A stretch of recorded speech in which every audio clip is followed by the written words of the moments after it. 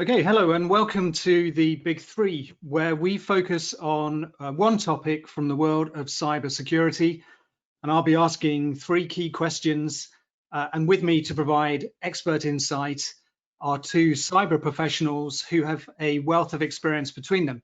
So thank you for joining us today in this live webinar. I'm Aid Clulo, Senior Advisor with NCC Group.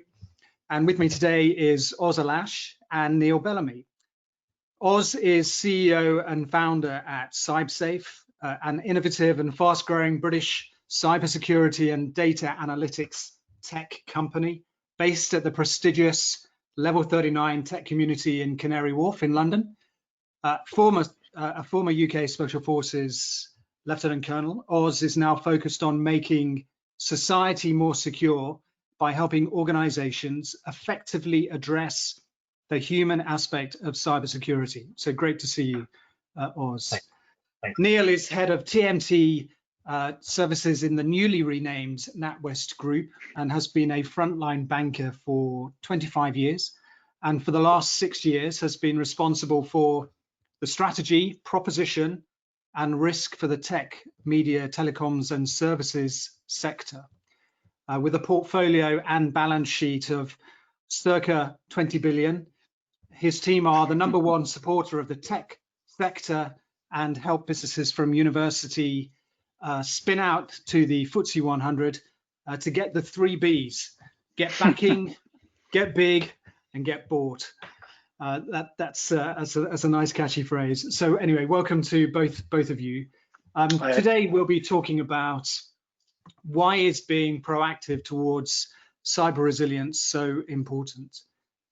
To understand this question, NCC Group commissioned some primary research, which reached out to 500 leaders from across the industry, from board members to team leaders, all of whom had a decision-making role in one capacity or other within their own cyber journey.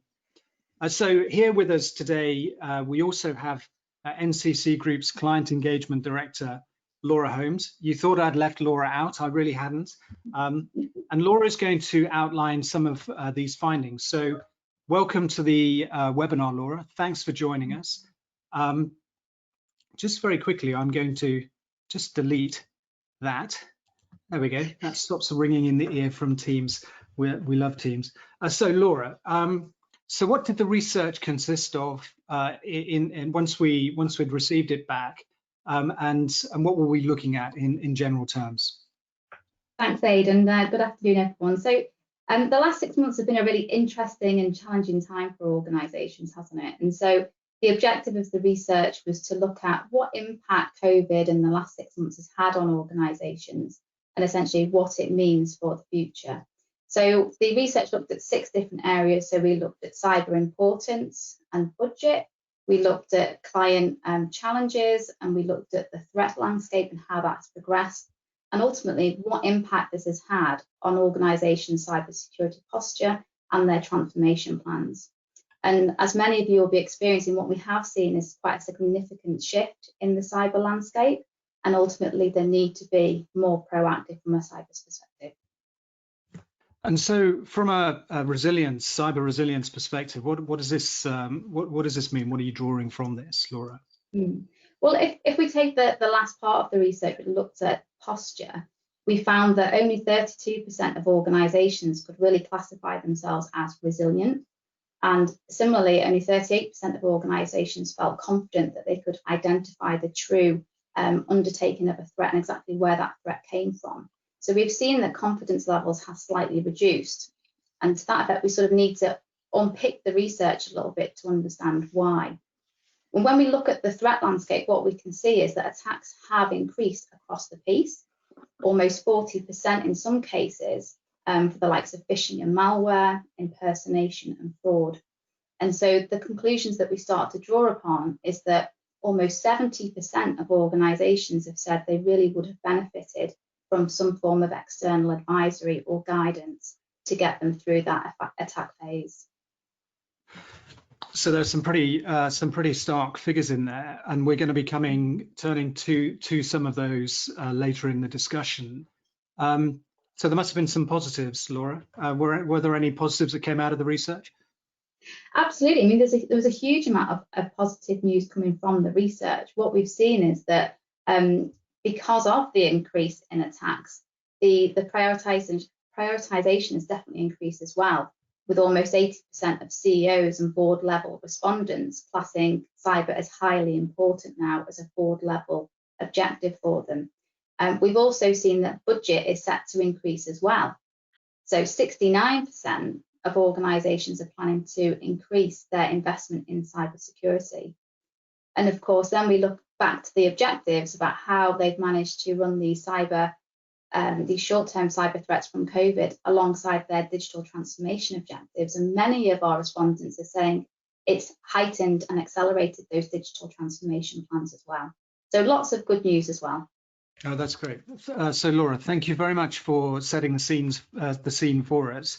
I'd also like to just remind anybody who's watching at the moment that if you have a question for Oz or for Neil, or indeed for Laura regarding some of the research that we've just been talking about, please go to the chat go to the chat question box, post a question, and if we hopefully throughout the course of the discussion we'll have a chance to bring those questions in to whoever you wish to point the question at.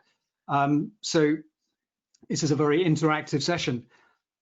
So before we move on to the first question and really looking at what we're calling cyber challenges, cybersecurity, as many people I'm sure listening will know, watching will know, cybersecurity is often likened to three legs of a stool, with each leg needing investment to keep the stool on the level, legs being technology, people and processes, of course. Now, it does seem a rather simple metaphor for such a complex subject, but nonetheless, I think it's absolutely appropriate and a really good way to think of building in the appropriate response within your organizations to deal with the challenge that is cyber. So let's keep that in mind as we navigate our way through this subject. So I'm just going to turn to Neil first of all. As I say, we want to just look more broadly at cyber challenges. Neil, over 80% of senior leaders reported that cyber was a high priority. You have a lot of experience within the TMT and services sector. You've been working in that area for a number of years. From your perspective within the banking sector, why is being proactive towards cyber resilience so important for you? Yeah, thanks, Ed. To clarify, I'm not a cyber expert. I'm a banker to a lot of technology companies, and I guess I think in my sector that I work in, you said I think in your survey was one of the most proactive, I think, of in terms of their cybersecurity. Laura's nodding, that's good. And I think that's really to do with it's a bit like I was trying to get an analogy, but it's a bit like going to the dentist and you always notice that they've got really nice teeth, and it's quite reassuring, isn't it, that they're in technology, so they should get cybersecurity. A lot of my clients really see the carnage that can happen if you aren't proactive with cybersecurity. When your business is built 100% perhaps on a digital platform, and that digital platform is not available because of a cyber attack, it's game over, So I see it from the side of my technology customers that are protecting their major and sometimes only asset, which is their digital platform. But of course, as a banker and as a bank as an organization, it's really important to us because a lot of our platforms are on digital. They absolutely rely on trust.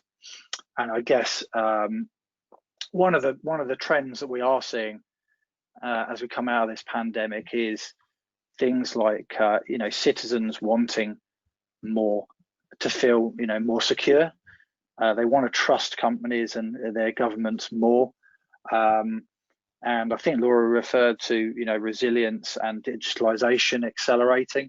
That's definitely what we're seeing with a lot of my clients in the tech space being asked to accelerate and bring forward almost like 2 years worth of cyber work to build the key word, which is resilience, because I think some companies for the first time are truly understanding what resilience means, because it's been taken, their physical has been taken away from them. If you're operating in digital, you've seen it with outages. But if you had a physical operation, it's the first time really with this pandemic that they've had that taken away. So that's why I think we're seeing this acceleration, this investment and importance being put on being proactive, to cybersecurity and resilience. So within the leadership of the TMT sector, using that as an example, is that level of I guess awareness of the importance of cyber resilience, is that present, or do you find in your role, because of course you're absolutely right, you're not in a cyber role, but you understand the impact of not getting it right, and you are having a great deal of interaction with companies that you want to help get it right. So do you find that from the leadership right through the businesses that there is a growing awareness, or already is it sort of baked into their psyche that they're in generally a tech environment, therefore their understanding is more advanced? I guess it's they're very lucky, I guess, if you're a CISO within a tech company, no matter what tech they're doing, at least you haven't got to struggle with the language and culture of technology, trying to explain it to your CEO. I think that's been the blocker, perhaps in non-technical sectors where there's a lot of physical interaction with clients as well as some online, and just breaking through, I think, to that board level of importance, but definitely seeing across sectors, the CISO role being elevated to main board under the banner of resilience, and treating cyber security and technology resilience as a main board level a threat now. But I think there is that major role of translation for CEOs in particular of why it's that important, and but I think they're having to do less of that now, because you can point to what's happened with this pandemic. I had someone say the other day, who in your company is driving your digitalization journey? Is it the CEO? Is it the CTO? Or is it the C19? And I'm afraid the major accelerant has been COVID-19, that's really broke through and said and highlighted the non-resilience of some business models that people have really got to up their game on. So has that sort of from what you've been observing, and I guess a lot of it has been observing because you've not been meeting face to face, but do you find that the momentum and impetus has been coming from the technical teams within those organizations, or has it been coming from the top down saying, right, we need to do something here, or has it been just kind of a perfect marriage that the requirement is just stark to everybody, so that's created that momentum? Yeah, I think there's a little bit of that meeting in the middle, isn't there? An acceleration. Good companies have kind of treated resilient cybersecurity seriously a long time ago, and funnily enough, those same companies were also the ones that were further down the line on their digitalization journey. And funnily enough, those same companies are the ones that are being much more resilient in coping with the lockdown and the oncoming recession. So it's an old banking saying, good management is good management, and it will see you through, and you'll get your money back from good management no matter what sector they're in. But yeah, I think we're seeing various waves at the moment. So there was that very urgency of home working, of course, so Natwest Group, we've got over 40,000 people that are now home working, which is a huge amount of people. Thankfully, we'd started the journey years before, so it wasn't a major a major issue for us. But I know some companies have had to pretty much start from scratch. You know, it was only the senior executive level that had laptops and access to work, and that was very much. And I know we're going to talk about home working later on, so I won't go too much into this. But that was we're seeing very, you know, top down. Just do it. I need all my workforce home working like tomorrow, and that can be quite dangerous. You know, as you guys will know, you security experts. So maybe the last question, just for now. Obviously, in the sector that you look at, there's a large degree of compliance that exists in banking as well, of course, and that drives behaviours. That drives the kind of people who are going to be looking at risk in a different way to a sector or industry that is much less focused on it. And of course, there are many examples of that. What do you think organisations in those less in those sectors that have less compliance, how can they learn some lessons, you know, from TMT, for example? What are the maybe some of the more simple lessons that they can take away and start to apply themselves? Tough question. Yeah, I think.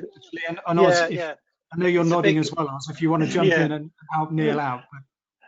Yeah, I'll keep it short because Oz has got some great stuff on this. I've touched on a few of them. It's, you know, definitely it's a main board issue, but you consider it as resilience rather. You know, cyber, you guys know, you know, it's not something that's dealt with in isolation. It's a main board issue.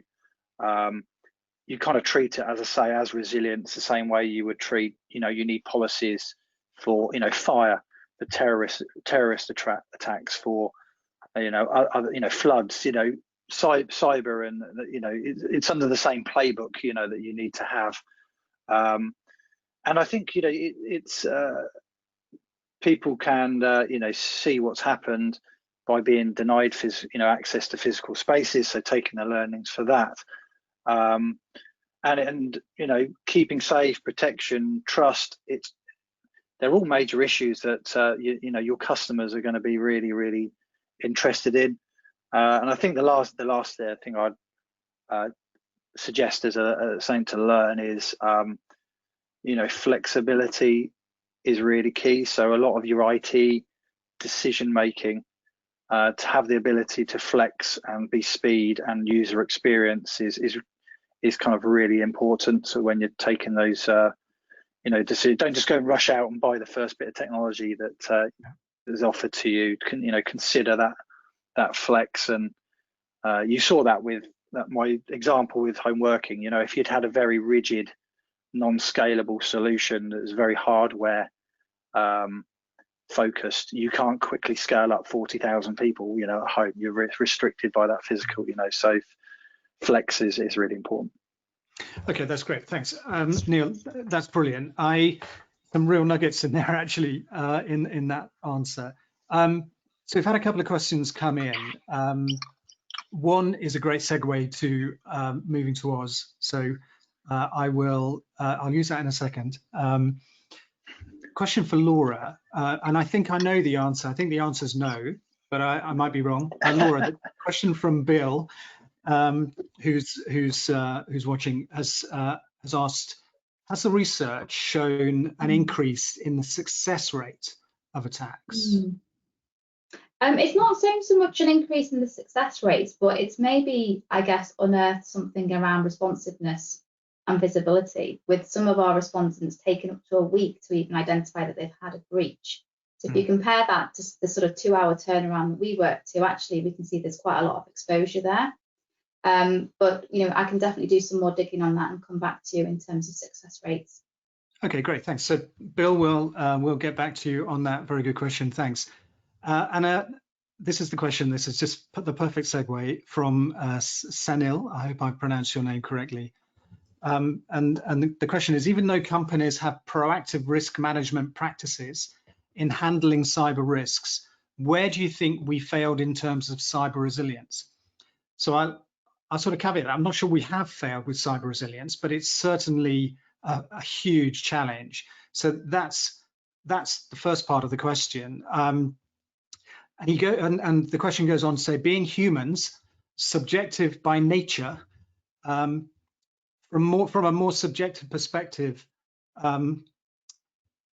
Oh, that's sorry. I'm just missing that final bit of question. Sorry. Being human, subjective by nature, from more subjective to objective, or quantitative, or any other advice.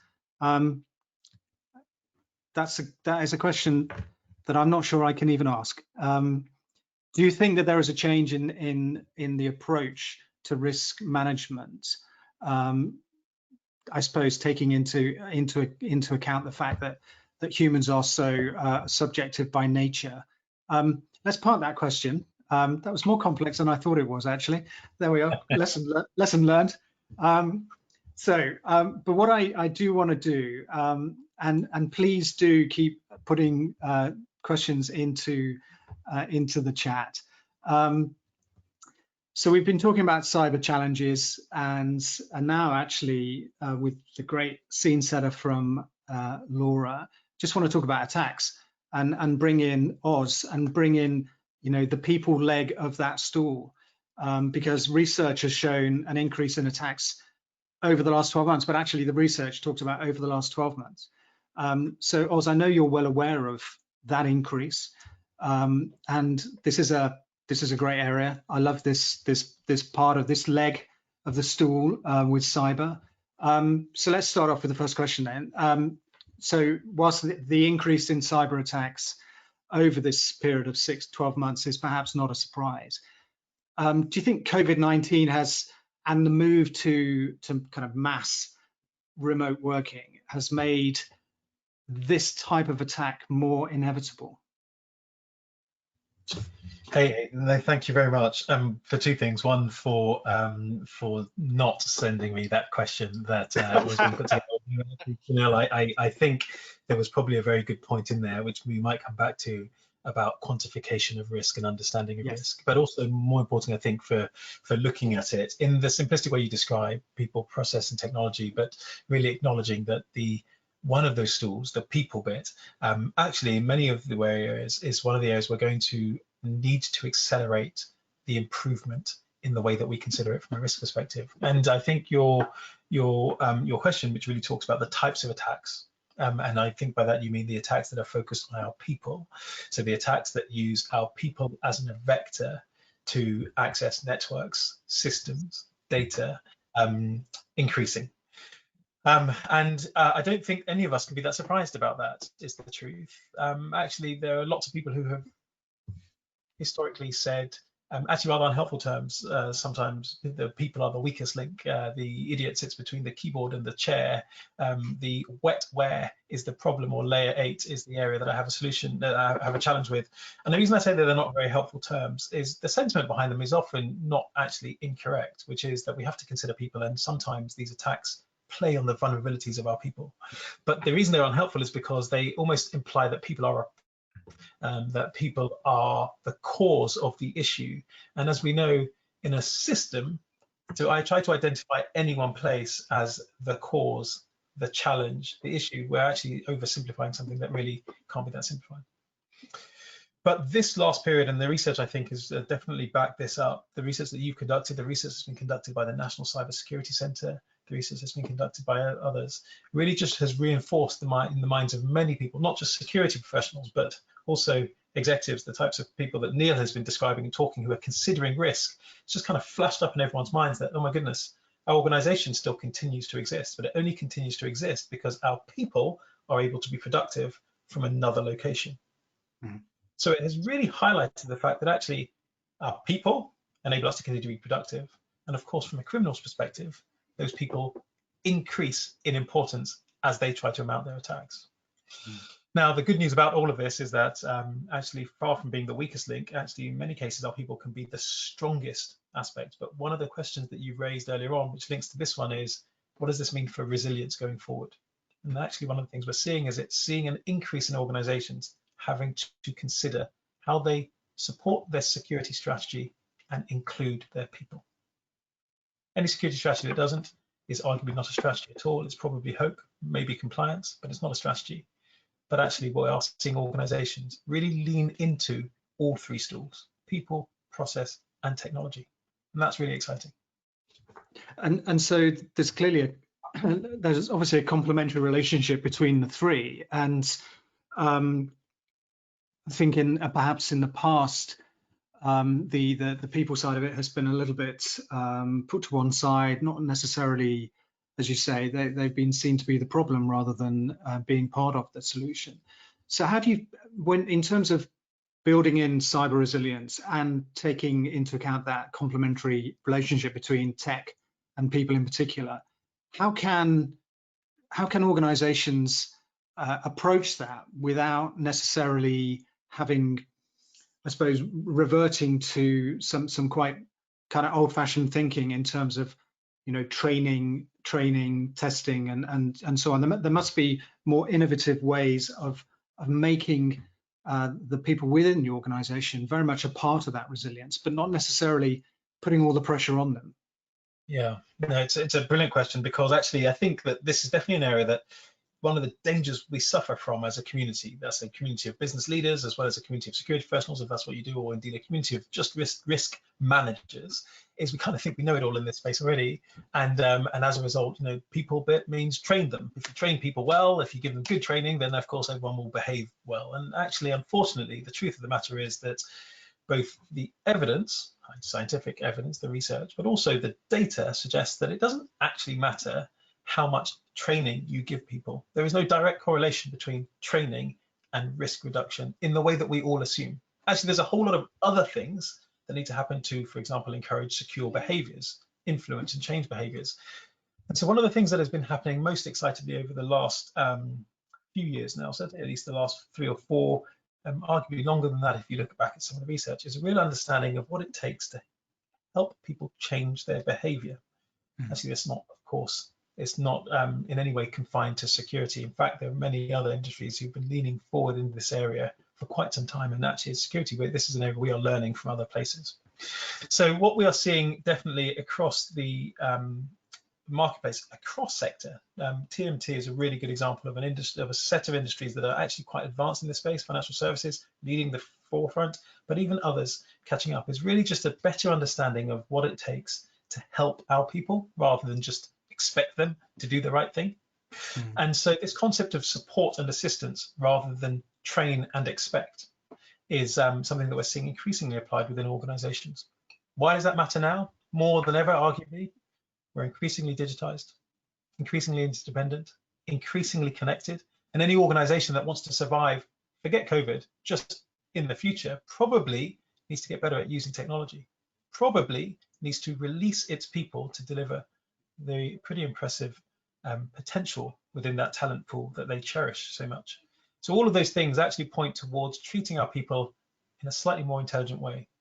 And rather than just training and hoping that people remember what to do when they need to recall how to avoid a cyber attack or what decision to make, why would we not use the tools at our opportunity? And that includes intelligent technology, but it also actually includes just evidence-based research. What does the data say? Actually, no longer can you get people to stand by a photocopy and read a poster about secure passwords. But even if you could, how many people read the poster and changed their passwords? We never used to look at the data. We just used to stick the posters up and think that was acceptable. And the truth is that we're seeing organizations have to take a different approach. Some organizations are describing the new normal, but it's not. It's the old normal in a new location. Those organizations who are genuinely leading into the new normal are really considering how they address the people component of cyber resilience.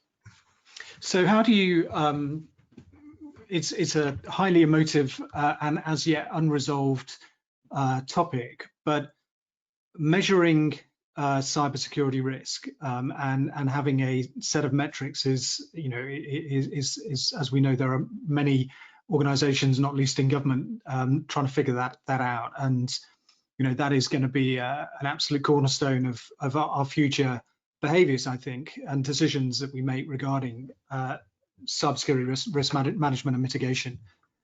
So do you have any, how do you look to measure risk from a people perspective, or indeed what advice do you give to organizations when they're talking to the board, and how to how to paint that picture. There's a lot of experience of talking about cyber risk from a technical perspective, but what about from a people perspective? Yeah, again, this is another really good question, because one of the challenges I think that we've always had within the security community is we say lots of great stuff, but actually we don't make it wonderfully practical for organizations, or we make it so complicated that actually most people switch off before they've even got to the point, or indeed they're actually still with us when they get to the point, but they don't understand it, and that's not good enough. And the same is true when relating risk like this to decision makers. When it comes to the people component, we generally, as a community, as security professionals, we're focused on human cyber risk. We can do well to think of it breaking down into two simple forms: those people who use technology, which is the majority of us, and those people who actually make it, build it, or maintain it, so developers, architects, infrastructure maintainers. And the reason it's worth considering those two groups as two groups is because actually the approach to them might be slightly different. Of course, there's overlap. Everybody's a user of technology, but not everybody builds it, makes it, maintains it. But that is the human aspect, really, when you consider it, and therefore there are lots and lots of things to consider in both of those areas. At our organization, we focus on those people who use it rather than those people who make it, and actually that's the majority of most of our organizations. It's the bit that most of us think we can deal with training. But when talking about the risk to risk owners or decision makers, quantifying what people know and differentiating it from how much people care, and looking at what people believe is actually, or the skills that people have, so indeed levels of confidence around those skills, these now start to give us some tangible things that we can relate to risks, because you can adjust each of those things. Awareness, behavior, and culture, the ABC, to keep it nice and simple, is one of the ways that the industry has for some period of time considered the human aspect as it relates to users, and it's a really helpful way of considering it. Awareness, security behaviors, and security culture of organizations, which broken down can now be measured in a much more tangible and quantified, maybe something towards one of the things that Sunil was talking about earlier on, and represented as risk to an organization. If you adjust in any of those areas, what is the impact on the likelihood of having a breach? What is the impact on the likelihood of recovering from a breach in the way that you would like to recover from that breach? So I remember, I'm just thinking back a year or two, I remember you interviewed a leading CISO from the charity sector as part of your PeepSec, the annual focus on human cyber risk and people and so on. And so no names, but I remember the answer that he gave, which was he's trying to design, in some way, he's trying to design the human out of the decision-making approach. So he's trying to make tech work as much as possible so that the person is no longer, or is that the person's role is not as important, always going to be important. But as you say, you refer to the vector, to reduce that vector to the absolute minimum so that you make it really easy for people to do the right thing rather than overwhelming them. It just seemed appropriate to mention that, and I don't know if you want to add anything onto the back of that, because again, it just comes back to this complementary relationship between tech and people. Absolutely, and indeed, Neil touched on it earlier on. Actually, Laura, some of the work that the team has done, and some of the way that you highlighted this, really reinforced this point. Actually, I would adjust one thing that you said, although he may have actually said that, but I often hear people talk about the approach that you've described as designing the human out. I don't think of it like that at all. I think it's the opposite. I think we're designing the human in. Technology and security that doesn't work for people doesn't work. So unless we build it and consider security in a way that means that actually, why would I ask somebody to do something that actually I can automate? Or why would I expect a human being to be flawless every single time? We're doing some research at the moment with the University of Bath and Bristol. Some of the researchers suggested that the decision-making, all of our incidents really are about decision-making, can be affected when people are hungry. So if you think about that, what it's effectively saying is potentially, and of course we're evidence-based, so we won't go too hard on this until we can actually statistically prove it, but people make worse decisions on the basis of things like hunger. Technology that doesn't consider that people might make the wrong decision and holds a human being accountable and says that you are an idiot and that you are the weakest link or you've made the problem because you got it wrong, isn't been designed well in the first place. That's the truth of it. And phishing is a fantastic example. Lots of organizations having a go at people, clicking on phishing links, ignoring the fact that the phishing email landed there in the first place.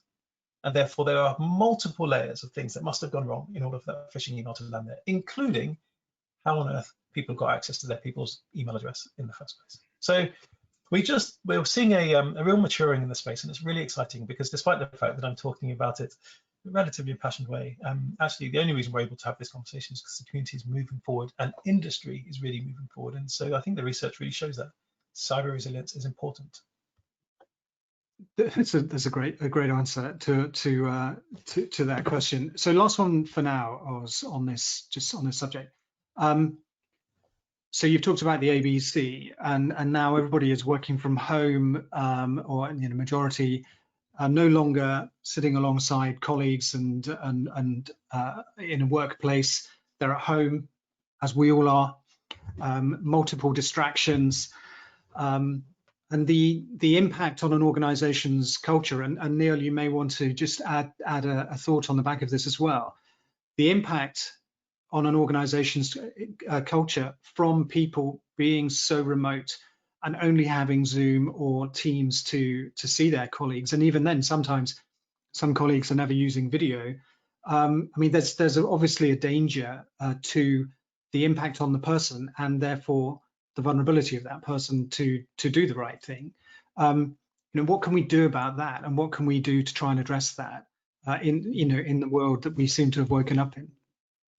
Yeah, it's a really relevant point because we were having a discussion just before this about even though some people are moving back to the office, not everybody is, and actually we suspect that there'll certainly be at least a greater degree of flexibility moving forward, regardless of how many people end up going back into a physical workplace. We describe this as what is this the borderless world now, which actually goes beyond where people are physically located. The borderless world really just refers to the fact that actually some of the things that have constrained in the past are no longer constraints. We can do things with technology with people who we have never come across. Neil and I talked the other day earlier on about the fact that at one point we were sat next to each other at a dinner, and we don't know when that'll be possible again. The reality is that actually that interaction, that engagement, that way of communicating with people has adjusted somewhat for a number of people. One of the impacts of that is that we don't necessarily learn from each other quite as easily. You'll be amazed at how much we pick up from each other just simply by learning how things are done. You can see it. Laura leaves her desk and she locks her computer before she goes. Actually, everybody leaves their desk and locks their computer. As a new joiner to this organization, I certainly don't want to be, even if I've not necessarily consciously thought about the person who leaves my desk and doesn't do that. And if I do, actually, I might be in an organization where people might point that out. All of that has changed with the distancing. So we do need to find other ways in which we stay connected and help. And one of the challenges we have as human cyber risk professionals is to ensure that we help organizations address that particular issue. Some of those things include things like actually reminders, automated notifications and reminders that we're seeing lots of organizations employ. Many of those organizations look like Cybersecurity Awareness Month turning up next month in October, a completely new raft of engagement tools or techniques or events to help educate people, not about the workplace, but actually about their personal lives, to have conversations with people about securing their personal devices and their personal networks and their personal data systems. So all of these things are not surprising. Actually, arguably we should have been doing them before COVID-19. So we took 100,000 deaths. Yeah, that's very true. So Neil, you work. There are 40,000 of you in Natwest Group. So how are you maintaining your culture? Yeah, I think that actually is something that's after the original novelty and the increased productivity and all this, quite like we use Zoom, and some of us use Teams, but I think what's really highlighting now is the collaboration. I think it's the collaboration and creativity, these very human aspects that we're starting to miss now. That if we're going to, we're going to be out of our offices until the next year, I think that's going to need more investment and thought for leaders, but also for the technologists to try and fill that gap. And I know that there's great technologies out there that allow you to be more collaborative and creative. But just even practical stuff, as Oz mentioned there. We've got graduates and apprentices joining that have never been into the office with the rest of the team. And how do you how do they get the culture? Is that desirable, actually? And but yeah, I have noticed though, phishing attacks are already adapting, aren't they, to the new home working environment. I have one, unless you guys sent it through deliberately to test me out, but I have one for my technology department, and it was definitely a different type of phishing attack, where it's recognizing that I'm probably working from home, so that it was trying to trick me to click on a link that to my printer that you can see behind me, my home printer. Quite clever, acknowledgement that I'm probably working from home, and thankfully I spotted it. But yeah, lots of new vectors. But for leadership, CEOs, and business people, it's there's more challenges to do with culture and collaboration, creativity, and Oz said that usually will come on people's own devices in a mixture of channels that just increases the risk from cyber security, that it needs to be all tied together securely. Well, that's excellent. Thank you very much, Neil, and to Oz as well. So just before we go into our final question, Laura, I want to bring you back in again, just to ask whether you found anything of interest from the research, just looking to the future. Yeah, I mean, we definitely have seen an increase in foresight and future planning. So I think we've seen about a 30% increase in people wanting to now start to build longer term roadmaps, conduct things like cybersecurity reviews in order to get a pulse on their current security posture. And obviously we're starting to see a bit of a shift further towards the left in more of the prevention, the identification, rather than the actual resolution of attacks afterwards. So so that as planned leads really nicely into the final question. I think I'll just turn to Neil first, but Oz, I'd be interested in your thoughts on this as well. Let's call it the rapid adoption and evolution of technical solutions to support home working and remote working.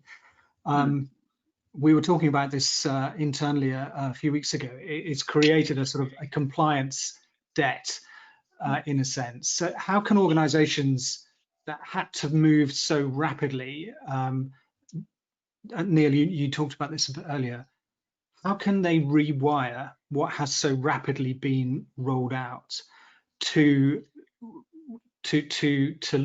focus much more, I suppose, on the security side of the new environment of home working, which during that rapidity of decision making was highly likely to have just been put to one side. Have you got a sense of how the companies that you're working with, how they're addressing that? Yeah, I think Laura's point earlier on about more cyber audits, that's definitely something that we're seeing, or my clients are being asked to do or be part of.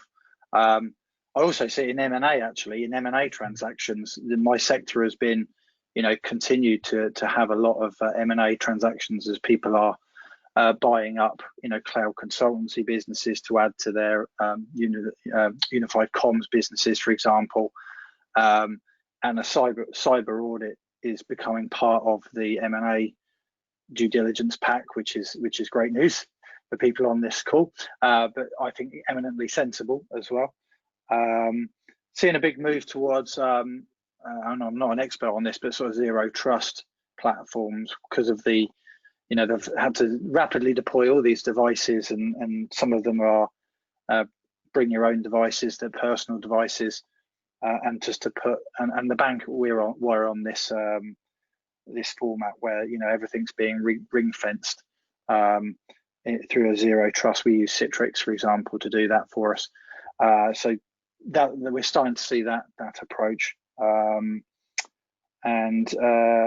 yeah, I think things like a holistic view, perhaps linked to a cyber audit, because previous parts of someone's IT estate that was considered low risk I don't know, maybe a marketing site that's attached to the intranet. That's that's a fairly low risk element of our IT estate. Just with this changing environment, suddenly that becomes perhaps a high risk area. So these legacy setups in IT infrastructure that need to be kept an eye on. And I think I really like the way that you guys call it a compliance debt or a cybersecurity debt to be repaid. I think that's a really good way of looking at it. Oz, just don't know if you have any thoughts on that, and I'm going to then I'm going to ping another question over to you. But just have you seen that yourself from your perspective? We have definitely seen that, and the way you describe it, as organisations now catching up, so much was done in such a short period of time in order to just enable organisations to continue to be productive, and now we're catching up in some cases of actually reverse engineering the security. And that's, to be honest, that's okay. That's the reality. Is that is the reality. So one of the things that I would certainly highlight in terms of what we're seeing is just the organisations are doing this well. They're very comfortable with the fact that they're doing the right thing, and they're not the first organisations to do it, and they bring a third party in to help them to accelerate this if necessary. There's nothing wrong with acknowledging that actually there is great practice out there, and why would you reinvent the wheel if somebody can come in and help you get there faster and get there in a more effective, cost-effective or efficient way. So that's something we're definitely seeing, and it's never too late to do it as well. The idea that actually, because so much has changed in such a period of time, because we have the debt, we ignore it, bury our heads in the sand, is also, of course, not really an act of war, definitely not an act of genuine leadership or management. So we are seeing that debt being addressed right now, and I think we should expect to see that. I think we should encourage it. So you're a CEO, and I remember I read a really interesting article about how CEOs viewed COVID, particularly in those first few weeks, and CEOs feeling for the first time, presumably, ever, that they actually had the freedom to make decisions without the shackles of normal business, the normal business sort of battle rhythm that they would need to be sticking to. So they had this freedom of movement to operate as they felt appropriate. They could make decisions, things could happen, and it was just the most extraordinary time. But now the reins are being drawn and hauled back in. How is that affecting, as I say, you're a CEO, you talk to other CEOs. How is that affecting decision making now? How are they going to, for example, create the space to be able to do this rewiring when actually the need to press on, to increase revenue and be successful, it's as hard now as it ever has been. So how is that tension being managed? No, it's an interesting question, because CEOs absolutely, but actually I would suggest leaders and decision makers at all levels. We definitely had a period of time where, as horrible as it sounded, COVID provided a grace period where actually everything changed, and so actually we had to stop and think. That period, of course, really meant quite a lot of reflection for most organizations, and that thinking had to be followed very quickly by action in most cases. Otherwise, organizations simply would have just struggled. And as we've just discussed, many organizations applied some great action, which meant that they were able to reconfigure and continue doing what they were doing. And actually at CybSafe, really good example, we're a software company, we build software, we're focused on data analytics, and we were able to do exactly that. And actually in many ways, some of the things that have happened have really benefited us. We benefited from taking some decisions that we probably would have just put off simply because we had the time to do it. How do we maintain that going forward, especially with all of the pressures that are going on? Well, the truth is no different to the way that prior to COVID, and actually all the way through COVID, we've had to look at decision making, which is to prioritize those things that are genuinely going to lead to the strategic advancement of what we're trying to achieve. Anything else is arguably taking up time, and anything that's going to get in the way needs to be prioritized as well. And of course, it brings us back to something like cyber resilience.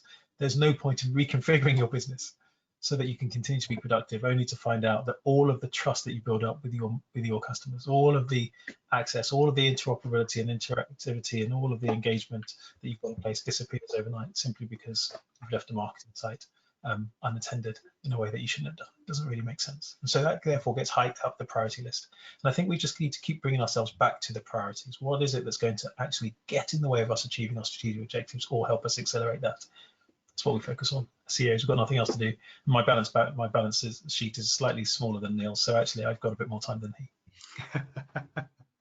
Okay, so that's yes. Well, I won't comment on that. But so this is the sort of today program final question just before 9 o'clock.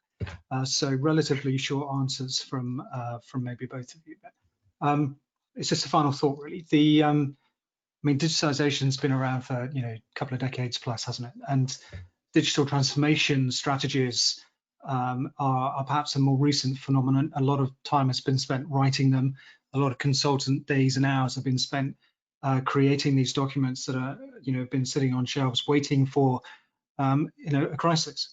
And then COVID hit, and it was the mother of all crises. And I'd be very interested in your views, both of you, in terms of, from your understanding, did any of that pre-work that had cyber resilience so much at its heart, was that just thrown out the window and everybody just made it up as they went along, or was there a much more of a resistance to the latter choice? Did they go back to those great documents that had been produced? So what was your sort of take on that, and from what you observed, and how did those solutions sort of pan out to what they expected them to? Neil, what are you? Probably in a good position to see that.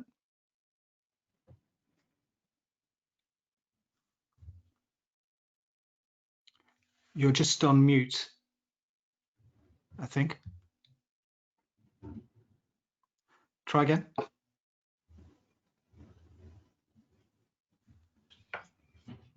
Can you hear me now? I can. Sorry, my earphones, technology failed on me. My Apple AirPods, the battery ran out, so I've had to go manual. Doors to manual. Yeah, I think again, from my dual kind of serving the tech sector, but also being in the financial services industry. Yeah, we were, the financial services industry very much on this digitalization program. We've got all these banking disruptors that are, born digital, that are disrupting us. So we're on that journey as well. But also, being a highly regulated financial institution, we've had to take, we've always taken, risk and resilience very seriously. So yeah, absolutely, those actions we took pre-COVID were absolutely invaluable. I know my CEO team have these, practice for things like a cyber attack or a major terrorist attack. They regularly practice it with professionals that have been brought in. They've got gold teams, silver teams, to deal with this kind of stuff, and it just kicked in when it needed to, when it was a bit of a gradual rollout of the crisis with coronavirus, wasn't it? But all of those preparations came through, thankfully, and that is a lesson learned for us as an organisation and our customers. We're very much talking with our clients now, especially the ones that we are heavily invested in terms of lending to them. We're questioning them pretty seriously about their ongoing resilience, because this won't be the last time this happens, or so it's a very valid question from your banker or any of your backers, your shareholders, your staff, any of your stakeholders to question the resilience of any organisation. Yeah, absolutely. I'll keep it. I'll shut up now.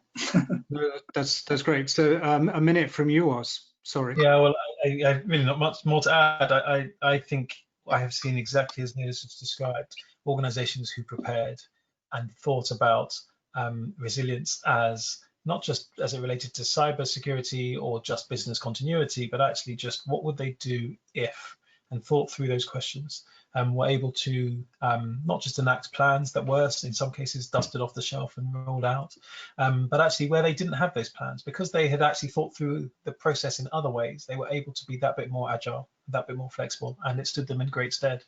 And of course, it's not finished yet. We're by no means out completely the other side, but actually, organisations have done well. So the preparation is well worth the effort. Brilliant. Well, that really is all that we have time for in this hour. It's gone really quickly. So thank you very much indeed. And that's my front door. So it's absolutely time to finish. So thanks to my guests, Oz, and to Neil and to Laura for joining. And we'll have another episode of The Big Three coming soon. So thank you very much indeed. And goodbye for now. Thanks. Thank you.